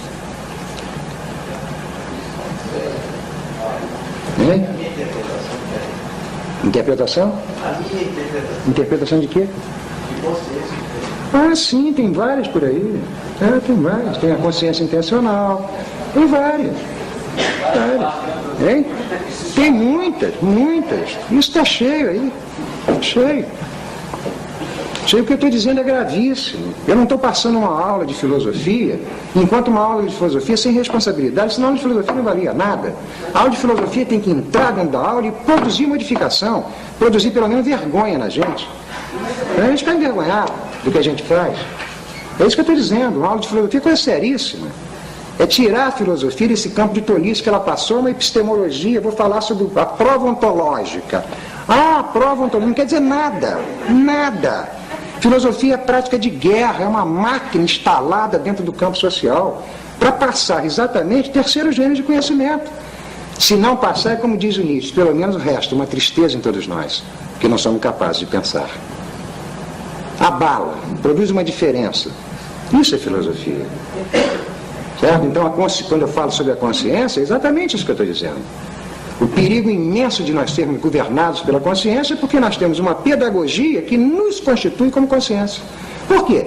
Porque a pedagogia do Ocidente, a pedagogia do capital, das forças do capital, ela se preocupa em nos produzir como seres fortes no campo econômico, mas sem nenhuma força no campo político.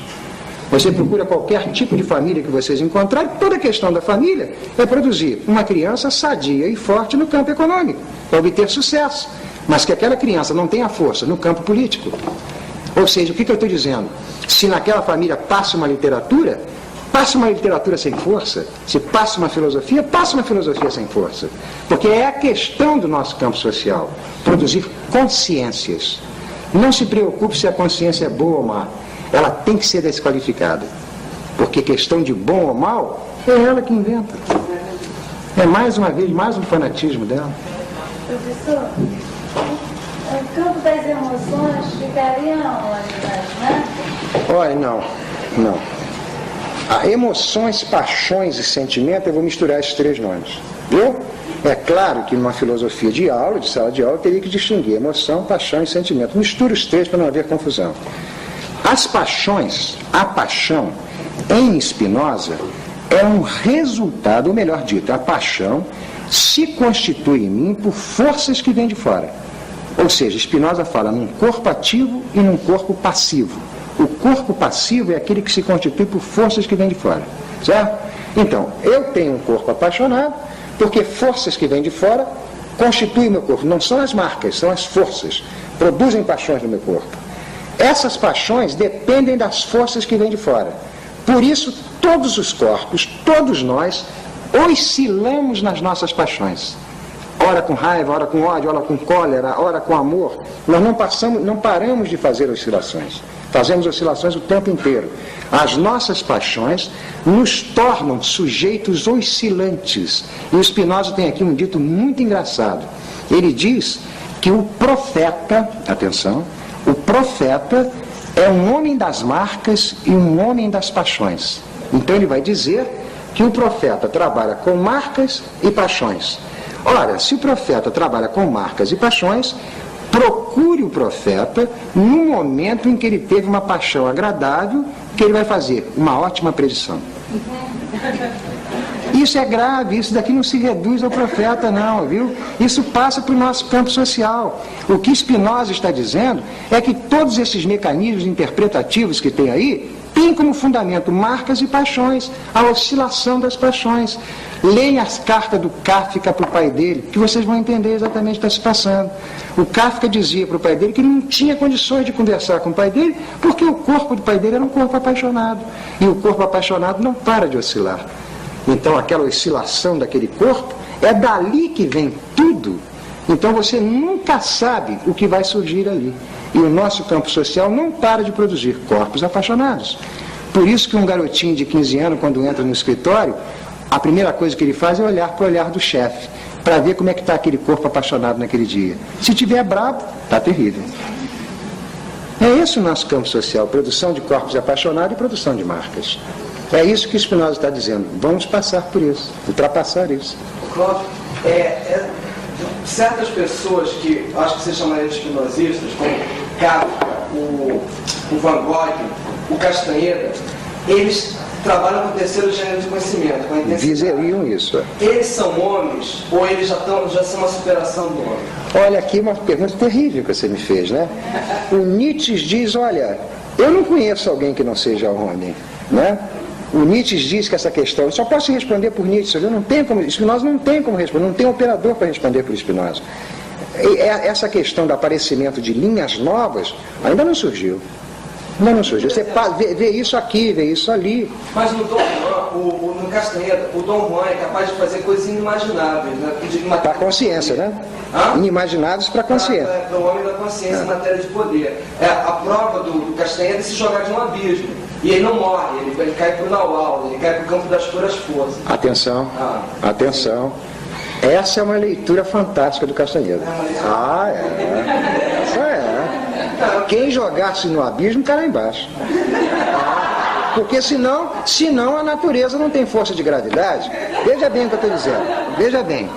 Quando a NASA quis mandar um foguete à Lua, o que ela teve que entender primeiro? Entender que há uma força da gravidade. Se há uma força da gravidade, você para mandar um foguete à Lua, você tem que produzir um foguete com força suficiente e velocidade suficiente para ultrapassar a força da gravidade. O que a NASA fez? Em vez de tornar a natureza um mestre, em vez de se subordinar à natureza, se associou com ela e entendeu que foi a Lua. Certo? Se o Castaneda está dizendo para a gente se atirar lá no abismo, ou ele, pelo menos, o Dom Juan se atirar, aí é a leitura que o cinema americano está fazendo do Castaneda, a leitura de consciência. Não é isso. Toda a questão do Castaneda é nos explicar em termos de natureza.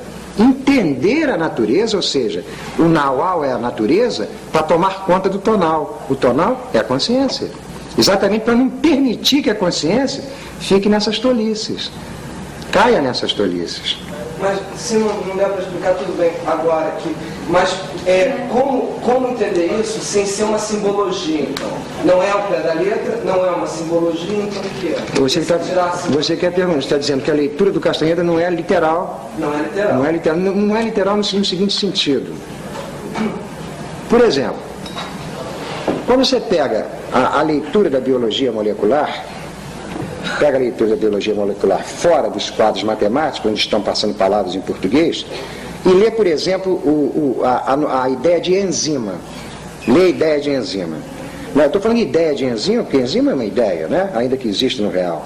Quando a biologia molecular pensa, por exemplo, em enzima, ela em momento nenhum ela se preocupa em dar significação àquele objeto. A questão dela é mostrar como que aquele motor, como que aquela máquina se agencia, como é que aquilo funciona.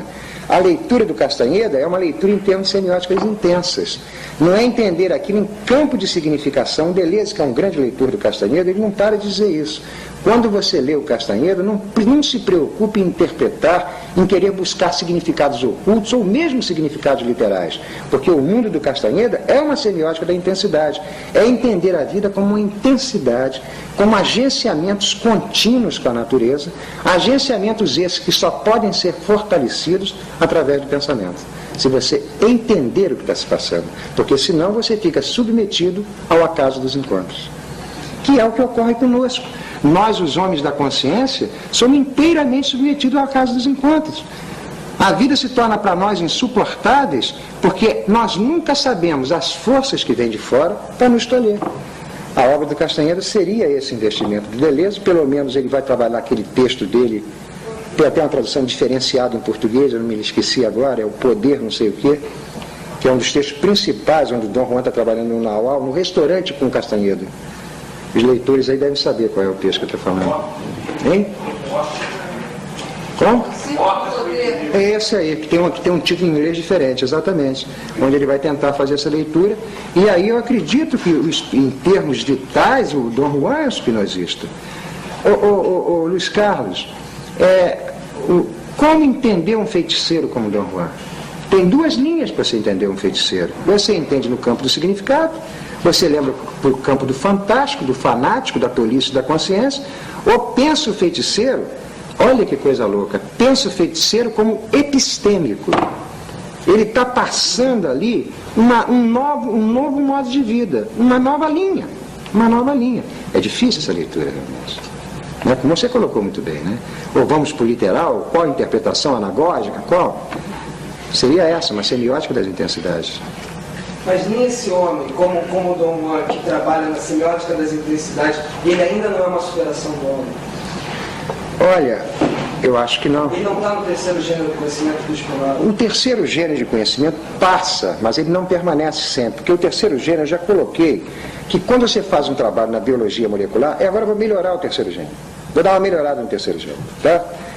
Por exemplo, vocês pegam o prefácio da obra do Michel Foucault, da História da Sexualidade e o Uso dos Prazeres 2, onde o Foucault coloca que a função da filosofia é a problematização. Ele libera essa categoria, problematização. Ora, problematização, o que é isso, problematização? O que ele está falando em problematização é que o pensamento tem que fazer uma prática de problematizar a si mesmo. A si mesmo. Ou seja, a matéria do pensamento é ele mesmo. Ou seja, o pensamento não é aquele que tem que se submeter a objetos que estão no exterior. O que o pensamento tem que fazer o tempo inteiro é tornar ele matéria de problematização, que eu estou dizendo. É tudo que passar na sua vida tornar-se problematização. Ou seja, tudo é matéria de pensamento. Não importa o que.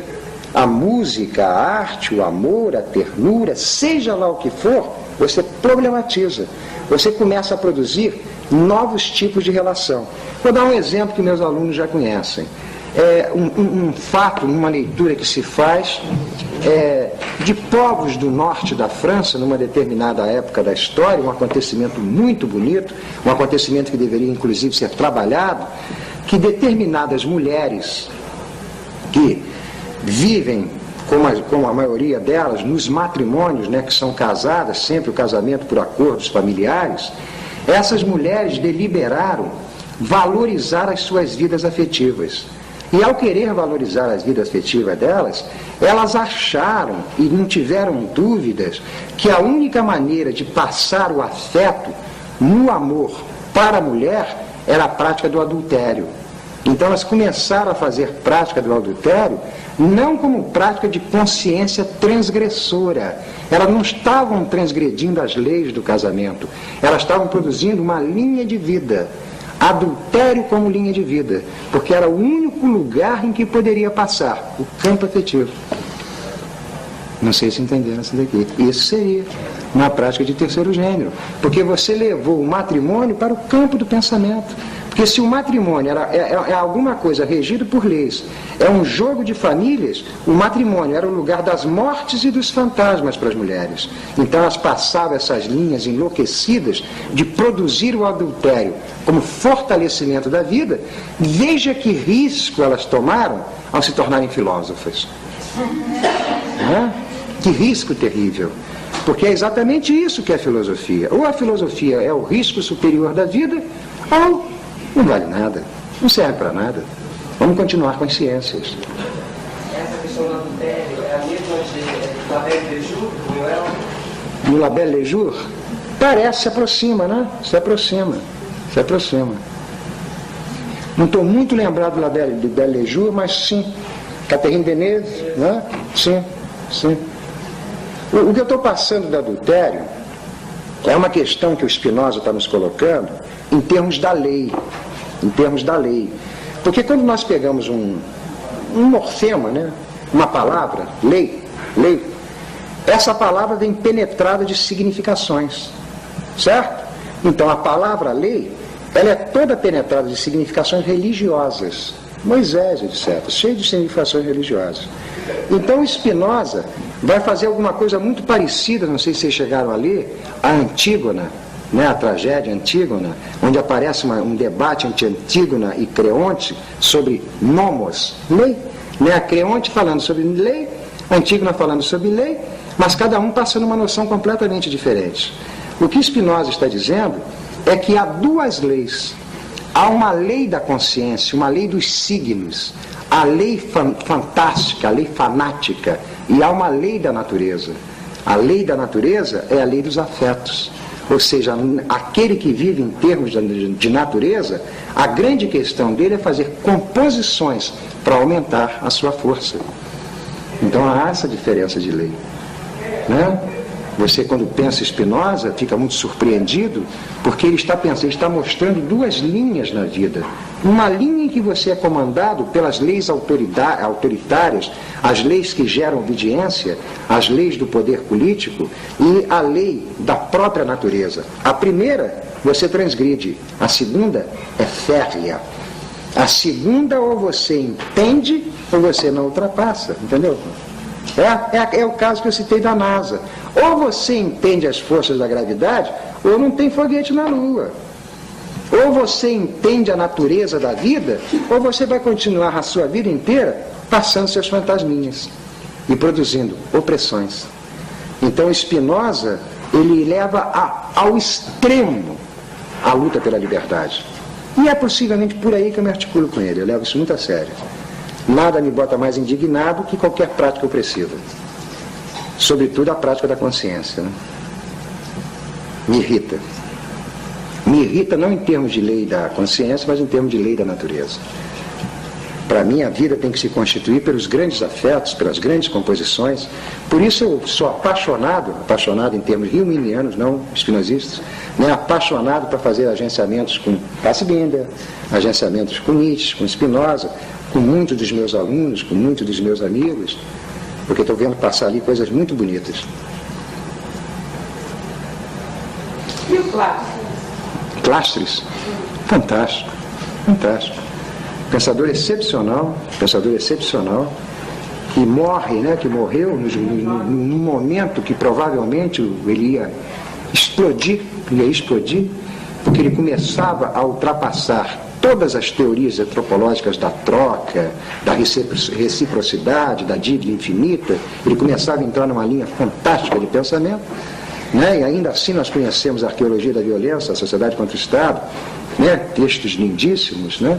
Fantásticos, que mostram, né, uma maneira de pensar a vida, mas que evidentemente a subjetividade humana não suporta. Quando Clastes diz, por exemplo, que a guerra no primitivo tem um objetivo. Qual é? Produzir o quê? Liberdade. Né? São coisas que nós humanos não vamos compreender. Nós humanos solicitamos a paz, né? Sem, por exemplo, entender que a paz é uma invenção do Estado. Nós não entendemos o que são os movimentos da história. Você só começa a entender esses movimentos da história se você faz esses investimentos fortes. Ligando Pierre Clastres ao cinema, o Kurosawa, né? Liga Pierre Clastres ao Kurosawa. Kurosawa é muito parecido com Pierre Clastres. Ele entendeu muito bem o problema do campo social, entendeu muito bem o que é o problema da guerra, por exemplo, que é o centro da obra do Pierre Clastres. O Kurosawa diz que ele foi fazer cinema porque ele foi, de uma certa maneira, espinosista. Ele verificou que no Japão, numa época da história do Japão, houve um encontro terrível. O Estado se encontrou com os camponeses japoneses. E na hora que esse encontro se dá, ele descobre que os japoneses diminuíram 20 centímetros. Não sei se vocês entenderam. O Estado, quando chega, é barra pesadíssima. Diminuíram 20 centímetros. Por quê? Porque houve um mau encontro. É exatamente isso que Spinoza está dizendo. Nós temos que entender a natureza para produzir os encontros que vão fortificar as nossas vidas. O encontro com o Estado levou a isso. Aqui nós provavelmente não diminuímos 20 centímetros em termos quantitativos de extensão, mas diminuímos 20 centímetros em termos de intensidade. Né? Não há nada mais que se queira no campo social em que nós vivemos do que fazer baixas de intensidade. Diminuir a produção da vida, a potência da vida. Exemplo clássico brasileiro, exemplo clássico a nossa universidade. A nossa universidade não é uma universidade para produzir pensamento. A única coisa que se produz na universidade é obediência. Se ensina o estudante a obedecer. Tanto que eu luto com muitos dos meus alunos, né, eles sabem disso, eu luto muito com eles quando eles começam a dizer para mim, eu não suporto mais, eu digo, não, aguenta a barra. Aguenta a barra. Pega esse diploma. É um instrumento de guerra. Instrumento de guerra. Porque a universidade só passa isso para nós. Quando você começa a verificar aulas em que a questão passa a ser o pensamento, o estudante fica inteiramente surpreendido. Ele não está habituado, ele não está formado para isso, porque desde os 3 anos de idade ele não para de receber essas forças constituintes de marcas e sinais. Em linguagem literária, o que se produz é produzir um homem dos hábitos, um homem que tem um conjunto de hábitos e julgue que aquele conjunto de hábitos que ele tem é a natureza dele. Então é preciso passar uma força, sobretudo a literatura é muito bonita para isso, de estranhamento.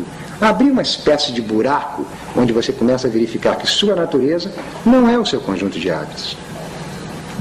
Né? Quando a gente lê o Michel Foucault, a gente fica muito surpreendido por causa dessas coisas. O Foucault, quando vai pensar o homossexualismo grego, diz o homossexualismo grego não tem nada a ver com o homossexualismo do Ocidente.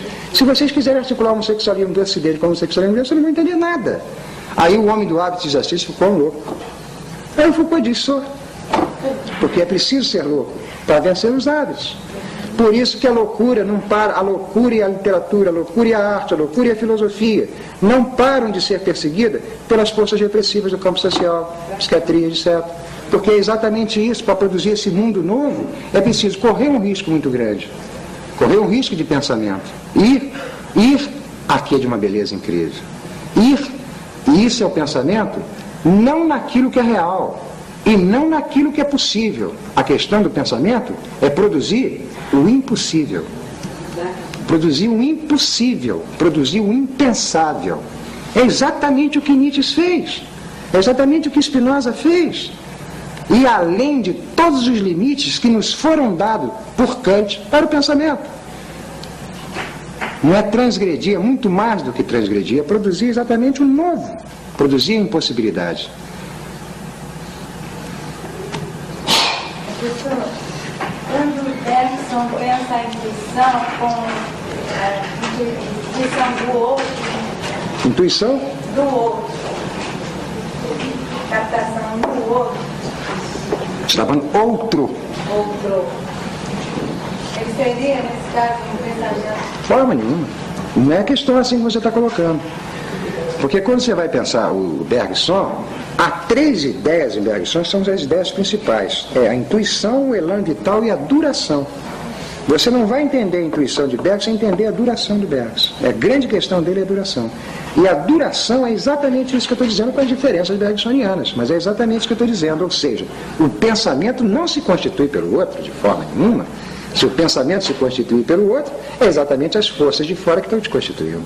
A intuição não é isso. Não é isso. Em Bergson as linhas são muito diferentes, ouviu, Miriam? Bergson não é como Spinoza. O Bergson está pensando a vida como elan vital e a matéria. Ele está pensando essa relação que está aqui. E a vida não se constitui enquanto pensamento pelas leis da matéria, ela se constitui por ela mesma. Certo? Mas eu não vou desviar para o Bergson, porque a gente sairia do Spinoza, né? Mas procura rever essa questão da intuição do Bergson, ligar a Dürre, a duração, que você vai entender bem o que ele está falando. E se aproxima muito disso que eu estou dizendo do Spinoza. São pensadores malditos que atravessam a história. Ainda que o Bergson seja maldito, muito interessante, porque era da Academia Francesa, né? Muito estranho, mais estranho dos malditos. Aliás, vê o retrato do Bergson, você já disse, só pode ser um maldito, porque isso não é um homem, isso é uma loucura aquilo dali, né? Agora, esses pensadores, é exatamente o que é a filosofia. Ou a filosofia é uma serviçal das epistemologias, das teorias das ciências, ou a filosofia está trazendo alguma coisa de novo. E isso eu não paro de dizer sempre, né, para aqueles que estão estudando filosofia: olha, o nosso risco é muito grande. Ou nós vamos ser meros serviçais do Estado e somos, né, praticantes de opressão. Filosofia é simultaneamente a produção da liberdade, a produção do pensamento, a produção da ciência, a produção da arte, a produção da vida. O que eu estou dizendo para vocês, então, em termos de terceiro gênero de conhecimento, ou em termos de liberdade, ou nessa questão que você me colocou, é que, segundo Spinoza, a vida talvez ainda não tenha começado nesse planeta. Que coisa! Que coisa!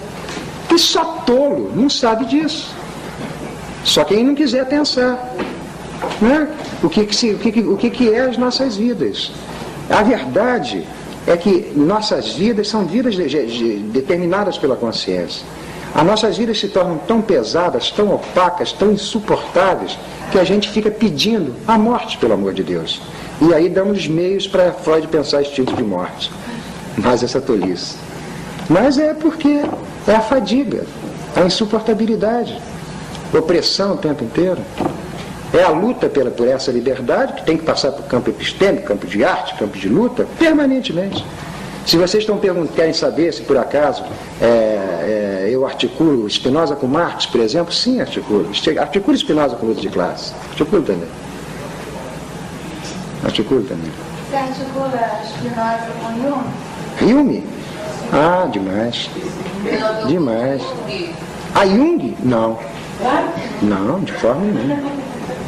Já te disse isso que não. Eu já coloquei para vocês que a questão do Spinoza é esse terceiro gênero de conhecimento que não pode pressupor um arquétipo. Não pode pressupor isso.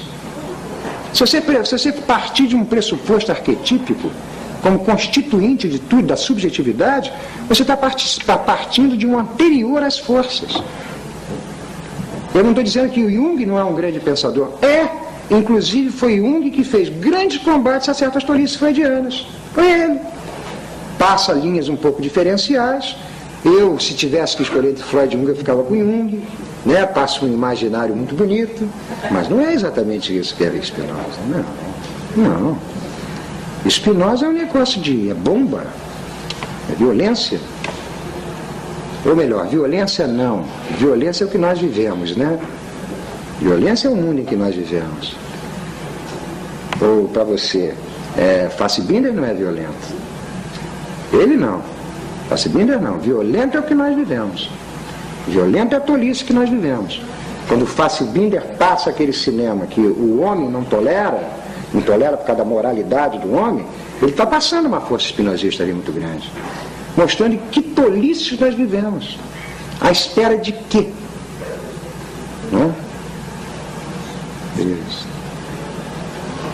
Termino ou não? As leis da natureza são imutáveis, né? Olha, a palavra imutável é equivocada. Por quê? Porque o que Spinoza chama de lei da natureza são encontros de corpos. Não há uma lei, há encontros. Determinados corpos se encontram e aquele encontro é regido por leis férreas e necessárias. Ou seja, a lei é um efeito de encontro de corpos. Não há lei primeiro, depois encontro de corpos. Porque aí você está esperando um Deus que fez a lei para ver encontros de corpos. Não, os encontros de corpos geram as leis. Por exemplo, quando a NASA se encontrou com a gravidade, quando a força do corpo da NASA se encontrou com a força da gravidade, gerou as espaçonaves que vão lá em cima. Por isso que não seria possível existir o impossível. O impossível, o que eu estou chamando de impossível, é uma coisa muito simples. Há um texto do Gabriel Tarde, acho que eu já narrei isso para vocês, um texto do Gabriel Tarde, que Gabriel Tarde é outro espinosista, né? O Gabriel Tarde diz, por exemplo, que os gregos poderiam ter inventado a bússola, porque na Grécia tinha todos os elementos para se produzir uma bússola. Eles não inventaram, não descobriram a América. Certo? O impossível é não ter sido inventado. É isso que eu estou dizendo. Não sei se vocês entenderam. Isso é o que se chama argumento dominador dos megáricos. Eu acho que eu já passei isso em aula. Só é impossível o que não foi inventado. Porque a teoria da invenção se opõe à teoria da descoberta. Descoberta é um desvelamento. Você descobre o que está escondido. A ciência faz isso. A invenção é uma produção. Ou seja, se algo não foi descoberto hoje, vai ser descoberto amanhã. Se algo não foi inventado hoje, não vai ser nunca. Porque hoje é que os elementos estavam reunidos para serem conjugados. A invenção é uma potência, um poder da vida. Então há uma diferença entre a noção de lei que você colocou. A lei não é uma escrita, não é uma escrita prévia à relação dos corpos, embora nós pensemos assim a partir da invenção do Estado. Não é? Mas a escrita não inventa a lei. A escrita é um mero efeito, são meras marcas. O que tem são relações de forças na natureza. Então toda a natureza se explica por essas relações de forças. Não adianta você querer ultrapassar isso. Exemplo, a entropia, segundo o princípio da termodinâmica, é uma realidade da física. Está aí. Está aí a entropia, né, que caminha, né, para o fim calorífico, né? E a vida é o quê? É nega-entropia. A vida é exatamente a negação de entropia. A vida, para se dar esse planeta, o que a vida teve que entender primeiro? A entropia. Porque isso é intransgredível, a natureza não é transgredível. Transgride-se as leis dos homens ou do social. Da natureza, não. Você pode colocar isso em geral. Em geral, você pode dizer que neste momento, neste lugar, você tem um sistema que permite isso. Mas, na verdade, você tem totalidade do universo, a entropia. Sim, isso daí é mais ou menos a teoria dos mundos possíveis do Leibniz, que se aproxima do que Spinoza está dizendo. Certo, em outro tipo de mundo, outros acontecimentos, outras relações de corpo, né, outras questões. Se você tomar a totalidade... E Spinoza não pensa a totalidade. Ele não tem um universo fechado.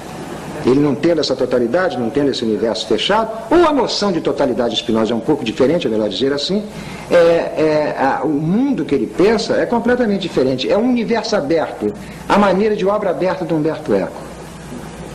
É isso mesmo. Se você pode jogar uma teoria das artes para a física, usa Humberto Eco. É uma teoria de obra aberta. É uma natureza que não para de se construir. Ela nunca esteve pronta, está pronta ou estará pronta. Nunca.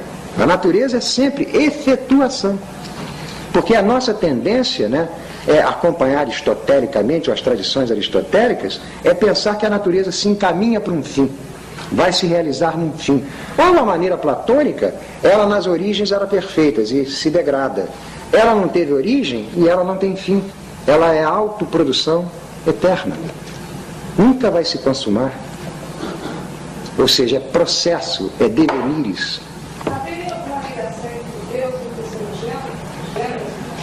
Deus e terceiro? Sim, claro, claro. A questão do Spinoza, quando fala em religião, ou quando ele fala em amor, ele fala no amor do primeiro gênero, no amor do segundo, no amor do terceiro. fala numa religião do primeiro, do segundo e do terceiro.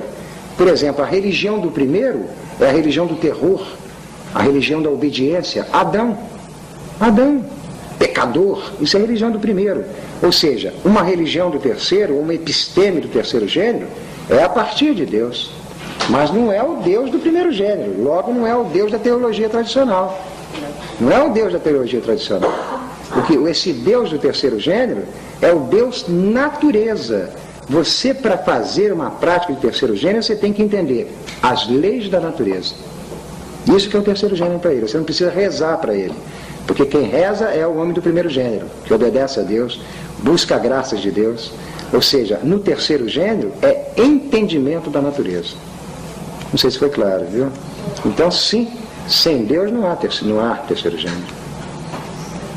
É um momento muito difícil para te explicar tecnicamente isso daqui, seria uma teoria da essência, da existência, é impossível tecnicamente eu te explicar numa aula só, mas o que Spinoza está dizendo é que sim, associação com Deus para passar uma vida superior. Porque Deus é a natureza para ele. É muito parecida aqui uma associação com que o Spinoza faz com aquele menino do século XVI, o alquimista do século XVI, o Paracelso. O Paracelso, quando pensa a natureza, ele não para de dizer isso. A natureza nunca será minha mestre. A natureza é aquilo que eu tenho que me associar com ela. É associação. Associação de potência. Aí sim, Spinoza pensa a mesma coisa. É associações, composições, conjugações. É assim que você vai passar a sua vida. E é por essas conjugações que o pensamento pode aparecer. Então o homem ainda não está preparado para passar por esse gênero. O Spinoza não diz isso não, viu? Não. Isso é questão já de alguém mais barra pesada, que é o Nietzsche, né? O Spinoza diz que esse terceiro gênero, que ele chama de estado de beatitude, estado de alegria perfeita, porque há uma alegria de primeiro, uma alegria de segundo, uma alegria de terceiro. Ele diz que há uma alegria de terceiro gênero, que é a beatitude, que é a associação com Deus. Então ele está preparado. Ele entrou. No início você falou que Deus não cria, ele Produz, né? produz. No terceiro gênero aí, ele não cria. Não, filha, veja bem, porque eu comecei por utilizar a categoria de criação, a ideia de criação, sob os atributos da teologia tradicional. Foi assim que eu utilizei. Ideia de criação mais atributos de teologia tradicional. Agora eu já estou falando em criação, atributos, terceiro gênero de conhecimento. Certo? Criação agora está sendo pensada como uma coisa diferente. Porque para Spinoza, o puro fato de Deus criar uma natureza, olha só que coisa bonita. A teologia tradicional nos diz, Deus criou uma natureza. Ora, se Deus criou uma natureza, significa que antes dele ter criado, não existia essa natureza. Ele criou num dado momento, então a natureza aparece num dado momento. Antes da natureza ter sido criada por Deus, ela não existia. Significa então que Deus muda de opinião. Porque ele passou a não concordar mais com o que existia antes, produz uma coisa nova. É um Deus impotente, o Deus da teologia tradicional, que muda de ponto de vista. É isso que ele está combatendo. Combatendo um Deus impotente que muda de ponto de vista. E é esse que é o Deus criador. A categoria de criação que nós temos é muito ligada à teologia tradicional. Nós fomos feitos à imagem dele? Olha, eu acredito que está certo. Fomos feitos à imagem desse Deus que está aí, impotentes como ele. Exatamente. Aí você tem uma coisa muito bonita que você colocou, a questão do catecismo, né? Nós fomos feitos à imagem e à semelhança de Deus. E o que é o demônio? O que é o demônio? O demônio é aquele que mantém a imagem, logo a estética, mas perde a semelhança, logo a ética. Spinoza é o demônio. É belo como Deus, mas é um terror demoníaco, porque ele está passando todo um pensamento da natureza. Provavelmente Spinoza era um associado, não foi, né? Mas se associaria a feiticeiras, a bruxas, certo? E aí feiticeiras e bruxas não seriam seres mágicos e religiosos, não. Seriam pensadoras da natureza. Aí leiam Michelet, vocês vão pegar um espinosista. Leiam lá que vocês vão ver. Deixa eu termino, continuo, tem mais perguntas. Né? Senão vai virar isso daqui chamada dívida infinita, né? Vai toda a vida. Hein? Olha, eu vou terminar, mas ao terminar eu vou passar a palavra para a Miriam, né? Acho que é a Miriam que vai falar, em relação à questão não sei nem bem o que ela vai falar, né? É sobre a questão do Rosa Cruz, né? Que ela iria colocar, me parece que em relação a Spinoza, etc. Né? Aí eu passo para o público, né? Faço parte disso junto com vocês. Então, muito obrigado. Hein?